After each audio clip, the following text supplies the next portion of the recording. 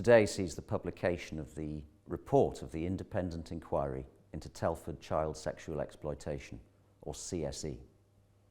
It's 3 years since I was appointed to chair the inquiry. Completion of the inquiry and the publication of this report has taken longer than I, or the commissioning body, expected. And while I regret that this report has taken longer than I intended to publish, I'd hoped that it would be out sooner. I don't consider that it could, in all the circumstances, have been different. For two main reasons. First, because the inquiry's scope has been very wide. In terms of analysing the response to CSE in Telford and drawing conclusions, I've looked as far back as 1989. However, I made clear from the outset that I would hear from victims and survivors of CSE, regardless of when they were exploited. That decision has been vindicated by the witness accounts I've seen from victims and survivors who were exploited as long ago as the 1970s. Second, we've received a greater volume of documents than we expected, and we've had to review large quantities of material to identify and analyse what's relevant. The inquiry's received in total over 1.25 million pages of material. Additionally, we've taken and considered evidence from 170 witnesses, on some occasions seeing witnesses more than once, during a time when the COVID pandemic has made meetings much more difficult. The pandemic, of course, also impacted the speed at which disclosure has been provided by key organisations, many of whom have been at the forefront of the local COVID response.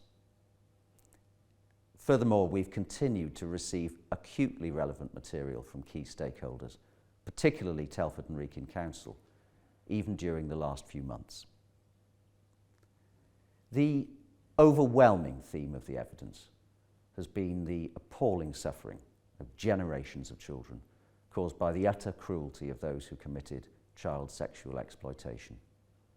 Victims and survivors repeatedly told the inquiry how, when they were children, adult men worked to gain their trust before ruthlessly betraying that trust, treating them as sexual objects or commodities. Countless children were sexually assaulted and raped. They were deliberately humiliated and degraded. They were shared and trafficked. They were subjected to violence and their families were threatened. They lived in fear. Their lives were forever changed. They've asked over the years, how was this allowed to happen? In brief, I found the following. More than 1,000 Telford children were exploited over decades. Obvious child sexual exploitation was ignored. Information was not properly shared between agencies. Key agencies dismissed child exploitation as child prostitution. Key agencies blamed children, not perpetrators, for exploitation. Exploitation was not investigated because of nervousness about race. Teachers and youth workers were discouraged from reporting child sexual exploitation, and as a result, offenders were emboldened and exploitation continued for years without a concerted response. The CSE response, when it came from committed individuals, not from top-down directives. And even after Operation Chalice, the Telford CSE prosecutions, West Mercia Police and the Council scaled down their specialist CSE teams to virtual zero in order to save money. The purpose of this inquiry is to give voice to the victims and survivors, to try and provide them with answers, and to identify learning points for key stakeholders in the future. Giving some more detail to the headlines I've set out, my report will show. First, for decades, CSE thrived in Telford, unchecked. The account of a child in the 70s who recalls being sexually touched by groups of men in a corner shop and given gifts for her silence echoes in similar accounts given by victims and survivors who were exploited as children 30 years later. Only the nature of the gifts had changed. No longer sweets, but mobile phones and top-ups. I saw references to exploitation having become generational, having come to be regarded as normal by perpetrators and as inevitable by victims and survivors, some of whose parents had been through similar experiences. Attitudes like that can only develop if exploitation is not properly recognised and challenged. And in my view, for many years in Telford, as in many other towns and cities in England, it was not. CSE in Telford was not hidden, and key agencies were aware of it in detail. There's evidence that in the 1990s, people working with children, police officers, youth workers, teachers, expressed their concern about repeated episodes of children going missing and numerous cases of adult men exploiting children. The local press reported public concerns about child prostitution. The evidence shows, though, that these concerns and reports were largely not taken sufficiently seriously by the council, by its predecessor authority, or by West Mercia Police. Failure by these agencies to investigate emboldened offenders. Failure to safeguard children properly put children at risk. So far as both the council and West Mercia Police were concerned, a number of features appear to have contributed to this shocking failure to address CSE. A focus on abuse within the family at the expense of extrafamilial exploitation. Overcaution about acting in the absence of, quote, hard evidence, that is a formal complaint from a child about exploitation. And a nervousness that investigating concerns against Southern Asian men in particular would inflame racial tensions. In those cases where there was an official response, the response was often unhelpful and the approach misguided.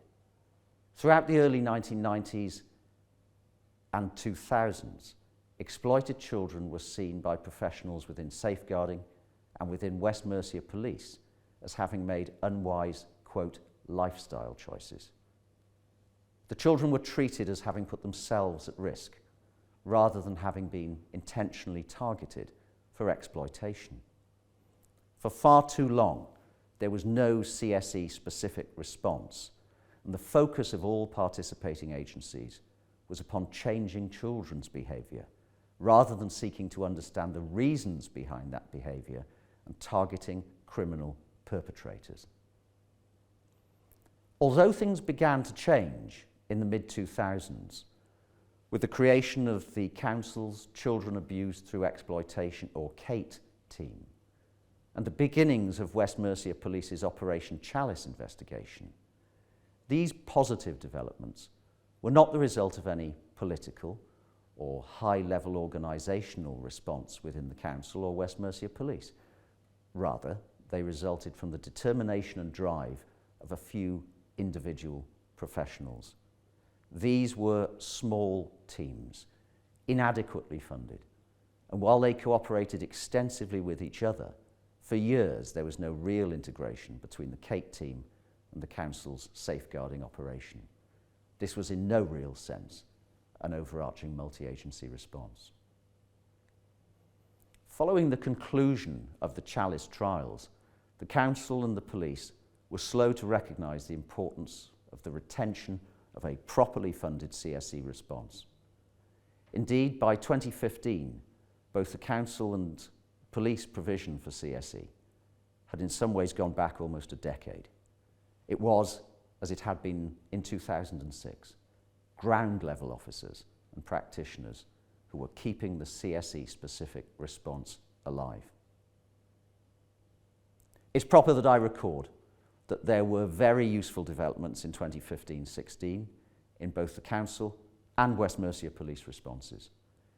These were driven, though, it seems to me, by the combination of external reviews of those organisations and, once more, because of continued efforts on the part of a few individuals.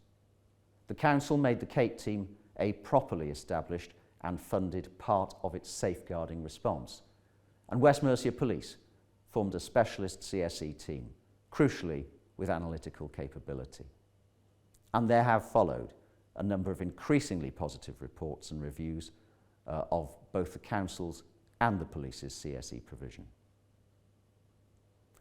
I do consider that today the key organisations responsible for addressing CSE in Telford, that is the Council and the police, have in place properly resourced, dedicated and expert teams that are well equipped both to identify CSE risk areas and to help children who are being exploited. But in my judgment, key organisations should reflect upon why it took them so long to react when the lives of children, and consequently, of course, the lives of the adults they would become, were being blighted by exploitation. The inquiry's terms of reference require me to consider the extent of CSE within Telford, to make some assessment of how many children were exploited over the period of my terms of reference, that is, since 1989. As I've said, I'm satisfied on the evidence that CSE has existed in Telford for decades. The town's history of child sexual exploitation became the focus of national press attention in 2016, when journalists of the Mirror Group, notably Geraldine McKelvey, spent months working with victims and survivors of CSE. And in 2018, as a result of this work, the Sunday Mirror suggested that, quote, up to 1,000 girls may have been subjected to sexual exploitation in Telford over 4 decades. The extent to which that estimate was accurate has been the subject of debate in Telford.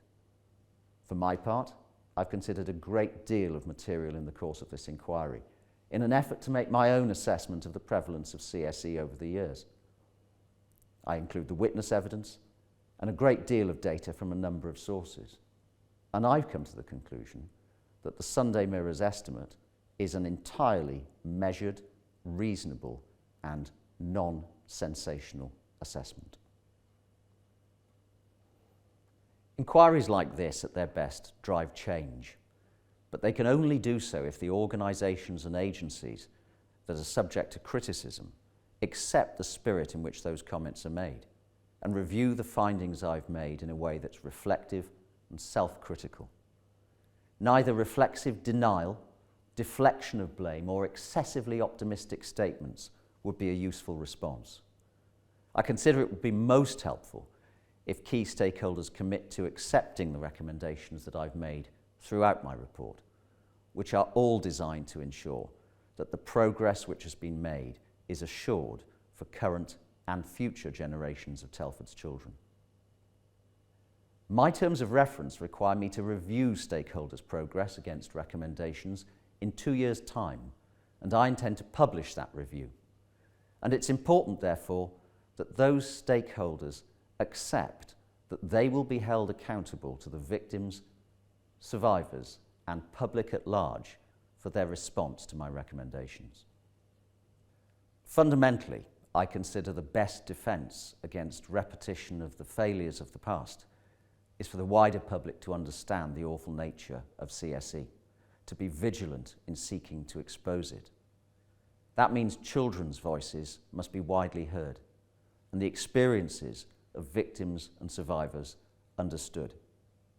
In the course of this inquiry, I've spoken to victims and survivors of CSE, and I've read about the lives of many others. My view's been that it's an essential function of this inquiry that those accounts, whilst explicit and upsetting, are faithfully recorded. And in the report, the voices of those exploited children feature throughout, in case studies and in extracts from witness accounts and from documents. They've always been and remain at the heart of this inquiry, and I hope that this report goes some way to giving a voice to those children, now adults, who have, over the years, been ignored, marginalised, and even blamed for their own exploitation, and to providing them with some of the answers they've been seeking for so long. Thank you very much.